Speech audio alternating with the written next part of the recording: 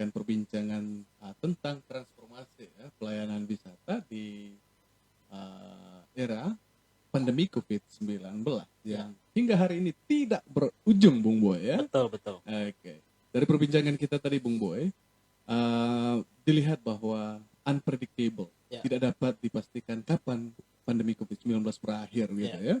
Dan kalau ini tidak bisa diperkirakan, tentu ada kecemasan ya.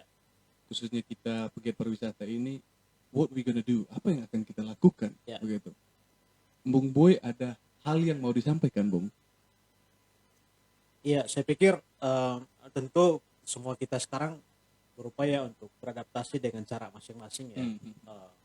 Bung Lois, teman-teman ada yang justru menjadikan masa COVID ini untuk menggali lebih banyak potensi yang ada, yang sebenarnya ternyata itu menjanjikan ya. Ada banyak teman-teman sekarang yang misalnya memilih untuk mengembangkan pertanian organik ataupun juga hidroponik atau banyak hal lain, mengembangkan kafe dan lain sebagainya. Dan begitupun juga dengan upaya kita di virtual tour. Memang potensi virtual tour ini untuk sementara ini masih lumayan menjanjikan ya, karena tadi ada tren pasar yang juga berkembang dengan sendirinya. Kalau sebelumnya target pasar virtual tour kita untuk wisatawan yang memang seperti tadi ingin datang ke Labuan Bajo dan juga ingin mendapatkan informasi sebelum berkunjung ke sini, dan juga untuk orang-orang yang pernah ke sini, tapi belakangan ada banyak juga pihak-pihak lembaga pendidikan yang juga tertarik untuk menjadikan virtual tour sebagai medium belajar baru untuk anak didik mereka. Itu pasar ini yang juga saya pikir akan terus berkembang ke depan. Dan virtual tour memang apakah ketika pandemi berakhir atau ketika aktivitas wisata kembali normal, virtual tour akan mati, katakanlah begitu. Saya pikir itu tergantung bagaimana kita beradaptasi kembali dengan tren yang akan terus berkembang. Jadi saya pikir kunci utama dari semua yang kita lakukan hari ini dengan perkembangan yang sedemikian cepat ini adalah adaptasi ya.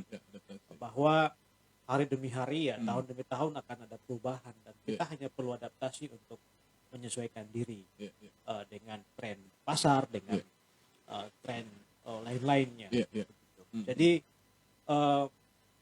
teman-teman yang mungkin saja baru mengenal virtual tour dan ingin mengembangkan virtual tour untuk dalam tanda kutip promosi destinasi wisatanya, saya pikir itu belum terlalu terlambat untuk memulai.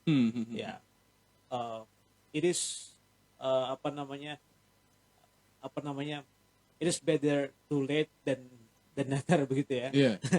Jadi lebih baik terlambat daripada tidak melakukan sama sekali.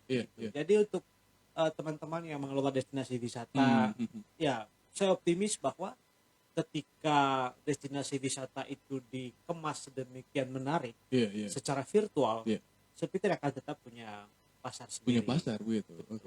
Dan tentu itu sebagai informasi awal untuk wisatawan yang hendak berkunjung ke destinasi itu ketika pandemi berakhir. Berapa sih orang bayar virtual tour? Hanya 30-an ribu. Itu hanya sekali minum kopi di kafe kan. Betul. Tapi mereka dapatkan informasi sebelum mereka memutuskan untuk datang. Ibaratnya konsultasi gratis lah ya. Maksudnya konsultasi langsung ya dengan orang lokal yang menjadi pemandu virtual tournya.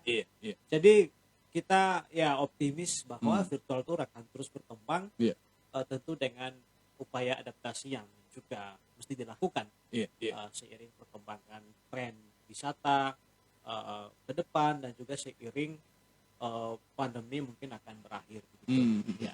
Dan aktivitas wisata real tour kembali bergairah.